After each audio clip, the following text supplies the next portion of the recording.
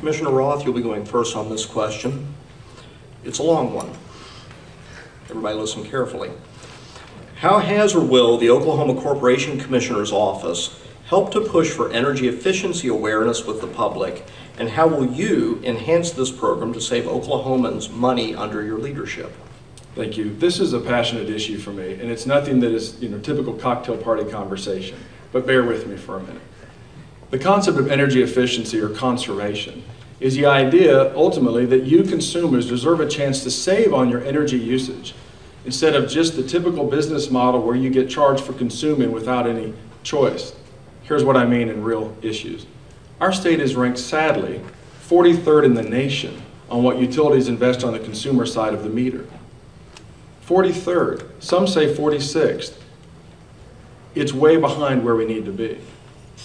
Programs across this country that average 3 cents per kilowatt hour to save electricity, while in Oklahoma you're charged 8.1 to 9 cents depending on your utility service. So why are we not investing on that side of things? Here's why. Because the utilities don't make a huge profit that way. They make a greater profit under traditional regulatory rate making by incurring the greatest amount of debt with a guaranteed rate of return. My theory is the future looks very complicated and looks too expensive, and we need to make sure that we're allowing our consumers to save on electricity. Here's a couple ideas. Imagine, as is happening in some other states, that your thermostat would tell you the price of electricity at the moment. Wouldn't you like to know that? One of our largest utilities, here's their pricing. Again, bear with me. There's sugar in the back if you need some. From midnight to 7 a.m. is 3 cents a kilowatt hour. From 7 a.m. to 2 p.m. is 11. From 2 p.m. to 10 p.m. is 22 cents. From 10 p.m. to midnight is 3 cents again. If we had an aggressive or robust energy efficiency program as a state, you consumers would be allowed to pick and choose when you used your clothes dryer, when you turned on your dishwasher, when you consumed your electricity, and keep the savings yourself. This country changed telecommunications through price transparency. As soon as you and I learned not to call long distance till after 7 p.m. or on the weekends, it completely revolutionized telecommunication. Now you have more technology in the palm of your hand, moving through commercial velocity our industries forward, but that hasn't happened on the electricity side.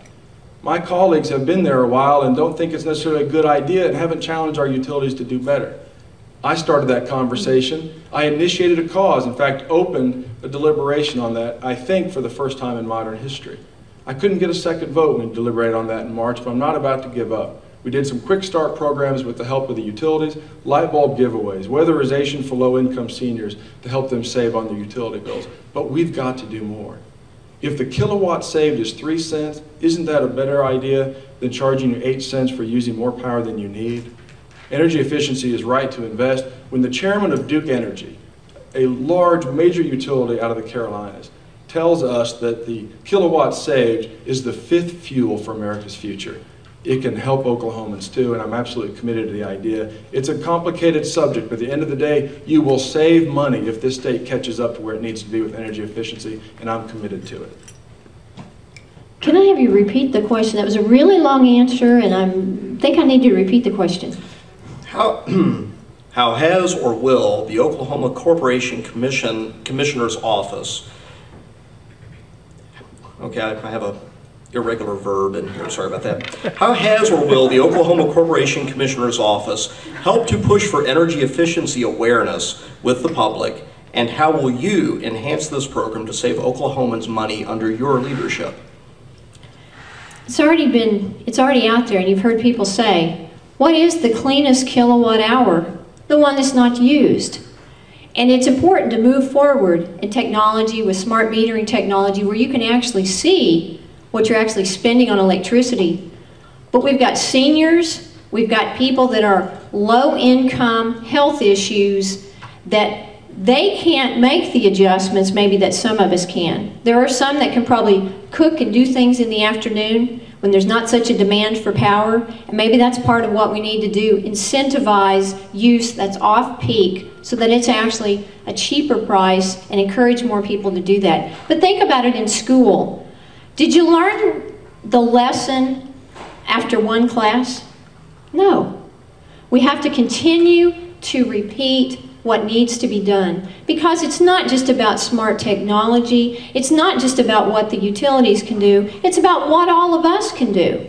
It's about adjusting our own hot water heaters. It's about adjusting how we do different things in our life, making fewer trips. It's about caulking and winterizing, which I've already done for my house.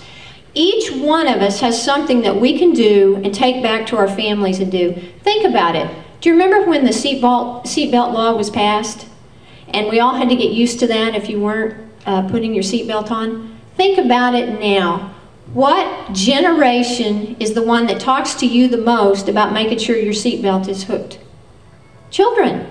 Because we have trained up a young generation to be concerned about safety issues. And that's where we need to be starting. We need to be training up a young generation that is used to turning out simple things, turning out the light switches, doing some things differently in our homes so that we take that out into the broader universe. We're going to need technology. We're going to need to do some things differently. But part of what the Corporation Commission needs to do is disseminate the information.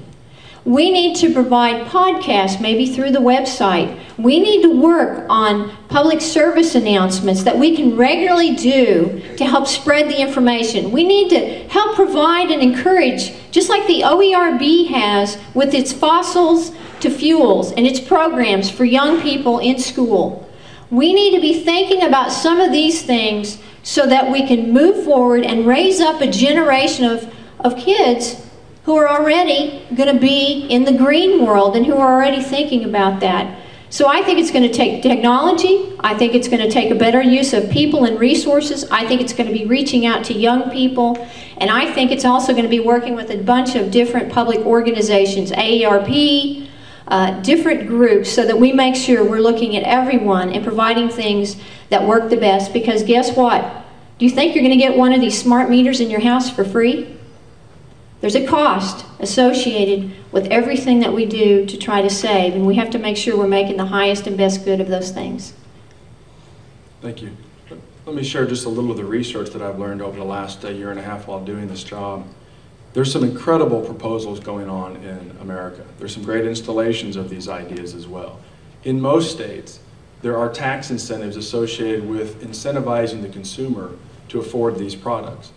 Now, I took all 49 states' tax statutes that dealt with this issue to the chairman of the House and Senate committees, Democrat and Republican alike, last January, and said, look around this country. There are legislatures that are leading to help their people afford an energy-efficient refrigerator, weatherization of a low-income senior's house. There are ways that we can incentivize good behavior so that you can financially recapture that investment and ultimately pay for itself much quicker. I got a blank stare. I think they were too busy focused on election year politicking instead of doing what's right, and that is setting the state on a pathway to where our consumers have a chance on their side of the meter. There's other advantages to this that I've learned through my research. A smart meter actually communicates to the pole, it communicates to the substation and beyond. If you have an outage during the day, instead of you coming home to find your freezer thawed, it actually has reported that outage before you had to phone it in. That deals with no longer needing meter readers. Look at the savings associated with that. There's been some other experiences and examples around this country. There's a lot of benefits to it, but we've got to get the utilities' attention. We've got to make sure that they're investing on the consumer side of things. It's called a smart meter for a reason. It lets you make smart decisions as consumers and control your own energy bills, and I'm absolutely committed to you having the keys to drive that car.